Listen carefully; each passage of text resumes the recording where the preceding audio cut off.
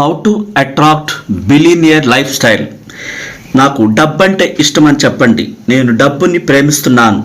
అది ఉప్పెనలాగా నిరంతరం నా వద్దకు చేరుతూనే ఉంది. నేను దాన్ని తెలివిగా వృధా చేయకుండా పనికి వచ్చేటట్టుగా ఆలోచన పూర్వకంగా వాడతాను. నా జీవితంలో ధన ప్రవాహం నిరంతరం ఉంటూనే ఉంటుంది. నేను డబ్బుని ఆనందంగా ఖర్చు చేస్తున్నాను. అది మళ్ళీ నా దగ్గరికే తిరిగి వేల రెట్లు వచ్చి చేరుతుంది.